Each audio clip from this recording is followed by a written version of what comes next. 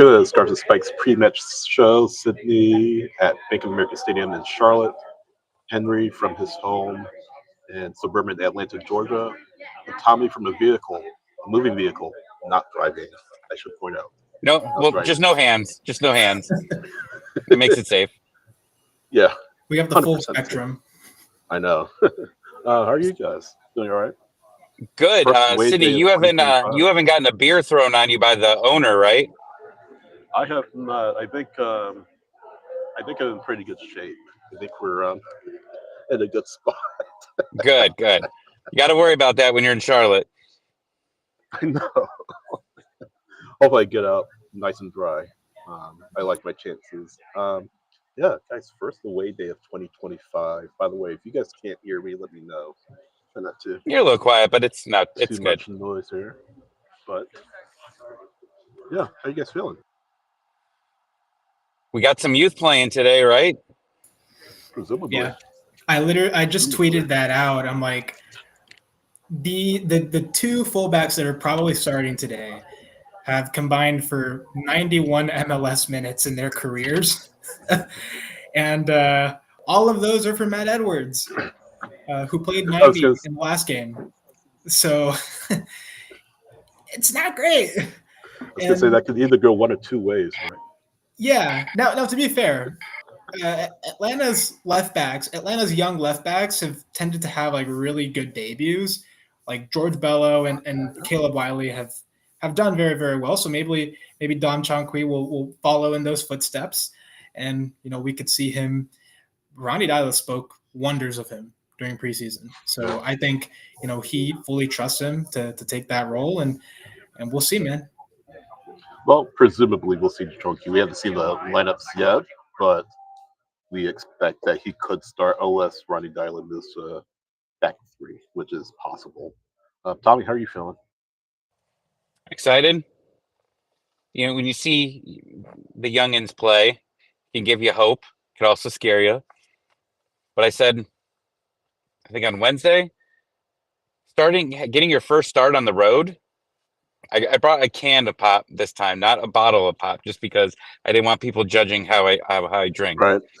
Thanks, Edgar, for giving me a complex for the past couple days. Getting your first start on the road, I think, brings a little bit less pressure on you. Yeah. We'll see.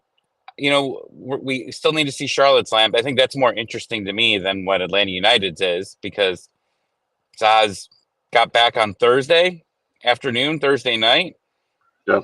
Had one practice, maybe. I mean, MLS tweeted out that he's playing. I mean, MLS would never tweet something out that's not right.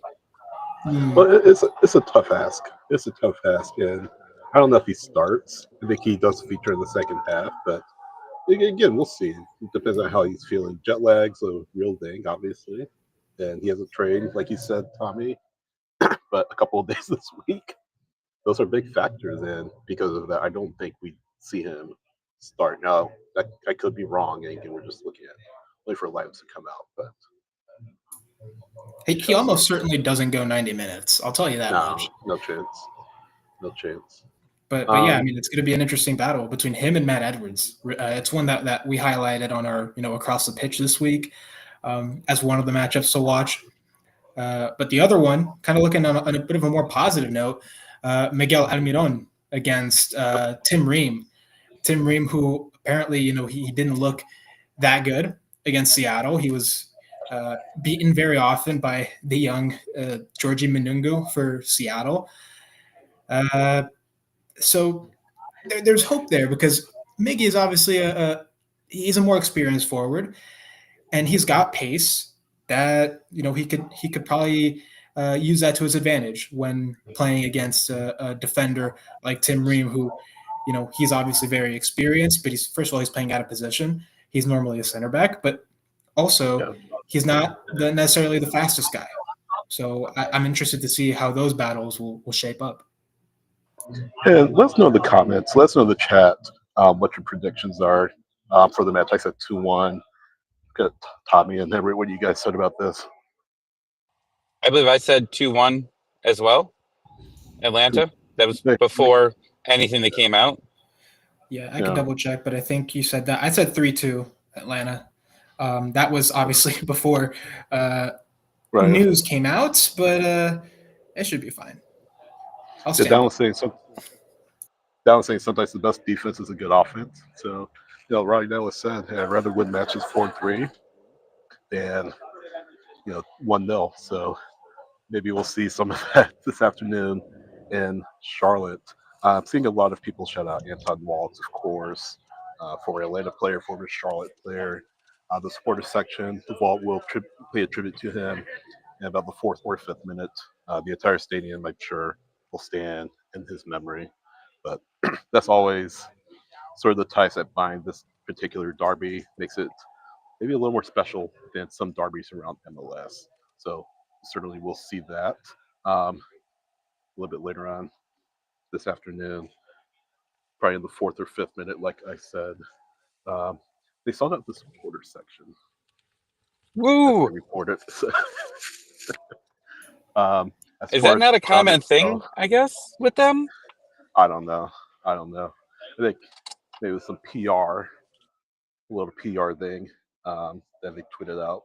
But yeah, not filled in super much right now. I mean, a little less than an hour before kickoff, granted. We're a little over an hour before kickoff, granted. But when is kickoff exactly? 2:15 kickoff. So, do you want to bet on that? Like, is that a legit thing? Because it's Fox, right? The game's on Fox. I saw that it says 2:15 on the ESPN app. I've never seen a game start the time that it was on the ESPN app. Well, let me check. I think it will be close to the actual the start time is posted as 2:15, but they're saying the actual start time is probably going to be around like 2:24. 2:24. I mean, that makes sense. Well, over an hour before kickoff, so we can filibuster a little bit longer. So, yeah, again, first away match of the season, and traditionally, Atlanta United have not done well away from Mercedes-Benz Stadium, not just under Gonzalo Pineda, but really under most managers that they've had. So maybe today against Charlotte is a bit of a stake in the ground, saying, "Hey, we can win matches like this, especially with a lengthy away stretch this summer because of the Club World Cup." That's going to be obviously a real test for Atlanta United coming up this summer. Still ways off, but if you can get these wins now, you can really, again, give yourself some confidence later in the season to give yourself a great chance in away matches moving forward. So, 4-0 Charlotte. There's a oh gosh, 4-0 does not feel very optimistic about that. That's beyond not optimistic. That's just burn Mercedes-Benz Stadium down. Right. There's no point of coming back next week if you lose 4-0 to Charlotte. I know. I don't think it'll be that bad, but I hope not. Yeah. Because I don't have to turn the TV off. Yeah. I'm going to say 2-0 Atlanta. Down saying 3-2 Atlanta. Derek saying 2-2 because of the deficiencies at wingback. Let's talk about that for a second. Possibly Dom Chonky starting. We mentioned on the left back because of so many injuries at that spot for Atlanta United. Pedro Amador, of course. Rich Leno, of course. Now we found out that Ronnie Hernandez has a hamstring or a quad. And he is out for hopefully not too long. Hopefully just today. Quads, leg injuries are a little bit tricky, so we'll see what happens with Ronnie. I assume it happened in training. I assume it's just not, but hopefully nothing too serious on his end.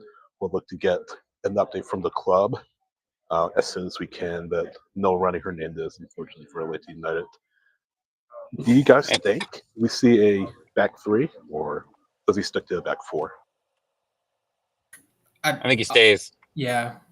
I don't think you start changing things right now. They're not expected to be without these guys for a long time. Pedro Amador should be ready to go, according to Dyla, for the next game. Brooks Lennon is making his way back. He should probably be back in a couple weeks. Depending on, we still don't know how long Ronald Hernandez is going to be out, but hopefully it's not too long. Either case, these guys should start coming back little by little.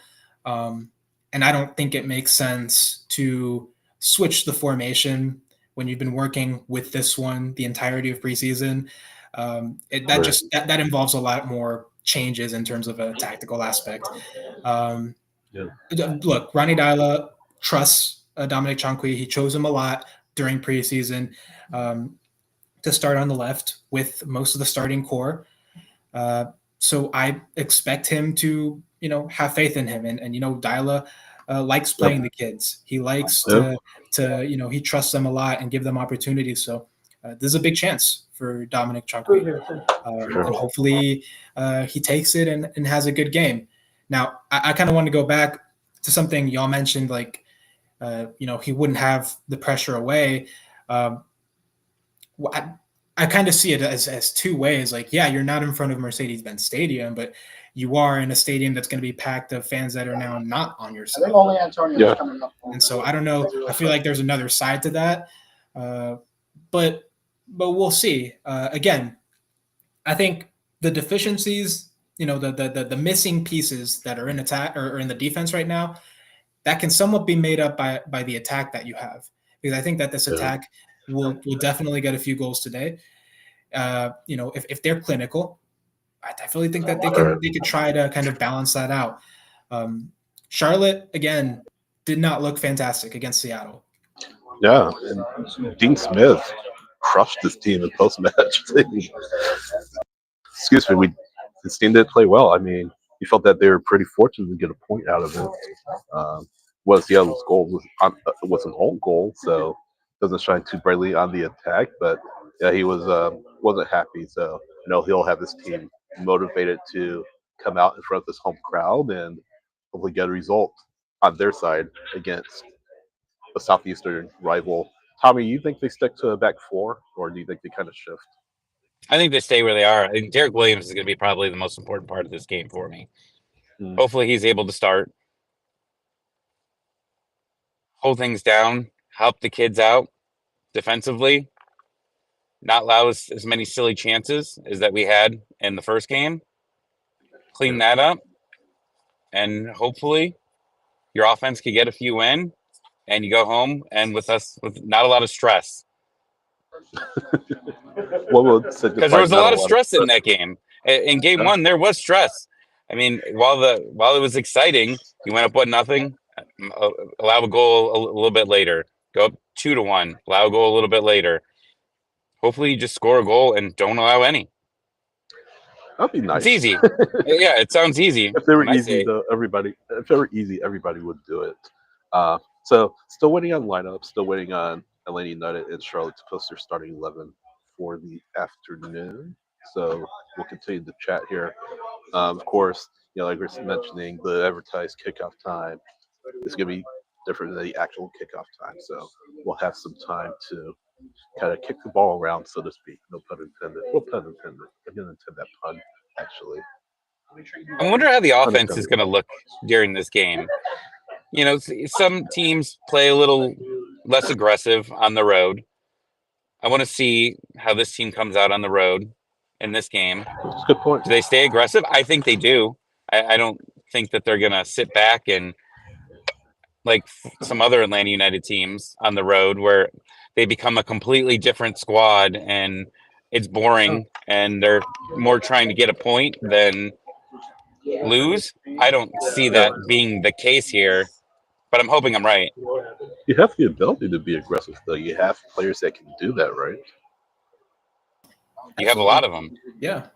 And here's the thing. Look, Atlanta's never been the type of team to say, oh, we're down, a couple of starters, like we're just going to park the bus. They've never been that type of team. They've tried to, keep playing their game, even when they're on the road against, an unfavorable matchup. And really, as far as Ronnie Dyla is concerned, this is pretty much the back line he had during preseason. I mean, except for not having Ronald Hernandez. Really, the only change is Matt Edwards, who had a very solid start in Montreal. And then, with tired legs in Montreal going into the game, like things started going kind of differently. But I think for Atlanta, it doesn't really make sense to change the way that you play. Yeah. Just go out there and play your game, be yourselves, and do what you practiced. And devil's advocate could be that they've maybe trade with the three-man back line at some point throughout preseason or in the regular season as well, that we haven't seen. So maybe that's something to think about as well. You really want this Uh, 3 back, don't you? No, I'm not saying I want three of the bag. I'm just playing devil's advocate. I I don't know know. nothing. I know I'm nothing. looking in your eyes, and that's what you want. Your eyes are saying that's what you want, Okay. So, Henry. And when you get older, you have the eyes to see other people's eyes. It's okay. Okay, Boomer. yeah. Real quick too. It's a nice day out in Charlotte because as well.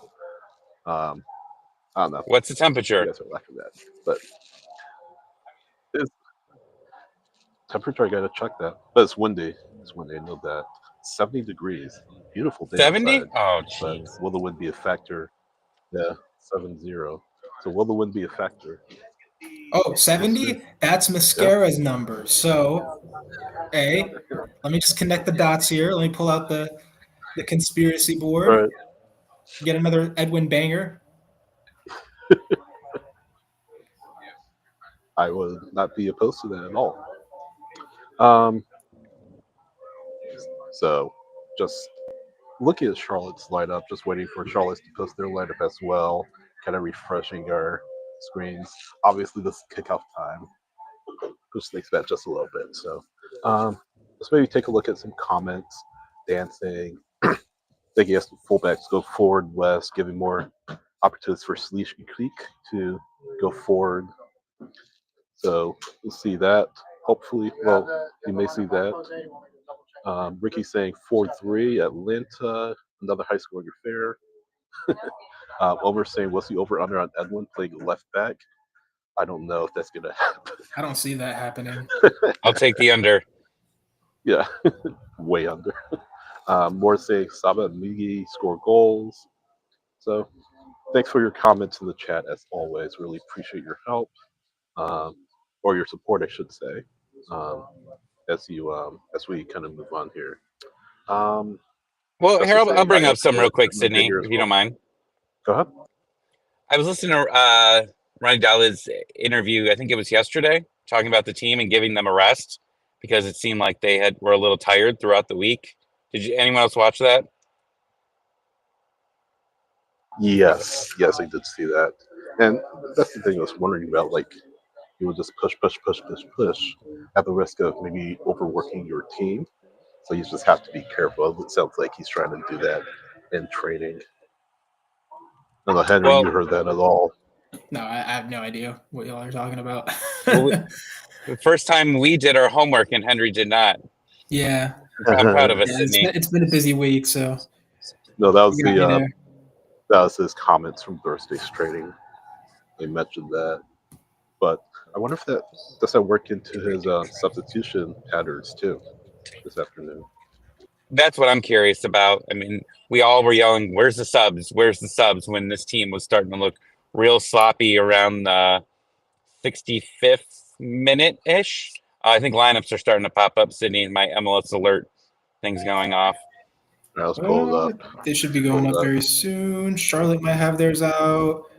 Just checking right now. Charlotte does, and Wilfred Charlotte, Zaha is starting. running at He is left starting, wing. huh? Yep. Zaha starting for Charlotte FC. It's actually the exact lineup that Brian predicted on our across the pitch. So Ajaman He on doesn't get top. points for that, does he? Yeah, I know. Okay. no bonus points. So only change, and Dean Smith starting 11 is Wilfred Zaha at left wing. He is starting for And Charlotte FC. sorry, and Brant Bronico in place of And Brent Eric Bronico. Williamson. Okay. The only two changes from Dean Smith's starting 11 from Saturday. It should have Atlanta's lineups momentarily here. But yeah, what do you guys think? Zaha starting. Does that change anything? I think we expected it. When they said like, yeah, he's going to be involved, and you kind of expected that they were going to play him. It's a rivalry game. It's an important game for them. They need to bounce back from what was a poor performance in game one. They're at home. They need to go all in, and this is their chance to debut their big star and make a statement. So I kind of expected it. It's kind of how Latte Lat he started in the home opener for Atlanta, the season opener, and nobody really were like, does he play? Is he involved? Maybe the second half? No, he's just in. So yeah, I think it made sense for them to start him. Well, I see the chat, and Yeah. there's chaos going on right now. So can we pull the graphic up of this? So Don't hang see on, the Atlanta graphic actually yet. hasn't sent the lineup, have they? I haven't seen it yet. People in the chat saying Fortune is starting, so it looks like it's on MLSsoccer.com. I didn't want to say anything though. Maybe the Did Atlanta not want to say United, anything. Did not want to get ahead of you guys. the graphics people got a Yes. shock and had to change things up. But yeah, Mateus Cleek not starting for Atlanta Fortune. United. Jay Is Fortune that the official lineup? That's official lineup on MLSsoccer.com just posted. We can check. Matt Edwards on the left and Abram on the right. So that's another change. What? So Huh. stand by. Let me double check. No bonus It looks points like- for us. Bonus points for us. This So it is does look like LS is incorrect on MLSsoccer.com. this is an interesting lineup. Probably Abram at left back. Thoughts?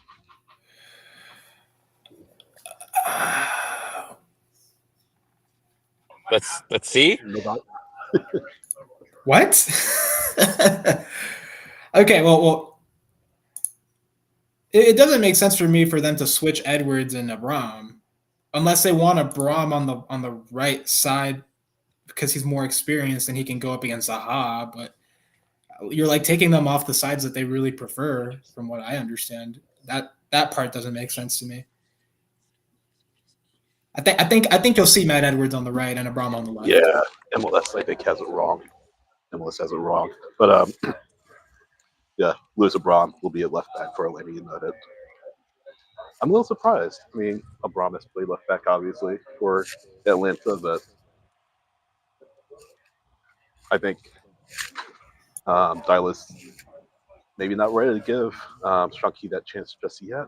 Maybe he plays in the second half a little bit, maybe for 30 minutes or so, 15, 30. But Abram is the starter at left back. Can I point out something else interesting? Mateus Cleach is not even in the Yeah. 18. Not even the 18. Okay, we'll check on that. He's not on the bench at all. Interesting. That's interesting. So he's an experienced player. He's I think he's like A DP 34, player. like that. A DP level player, but I guess it's part of, you have to manage his minutes because he is a senior player. I was How trying old to is figure he? out the best way to say it. He's 34. I was trying to find the best way to like not call him old, but yeah, he's not on the bench today. Sydney, did you see him out there at all? I did not, but stand by on that. But yeah, so we'll see about. I'm pretty confident about Jay Fortune. I mean, you already know what he can provide, so not super worried about that part of the equation for Atlanta United. Then I guess in the second half, who do you bring in, or does Jay go full 90?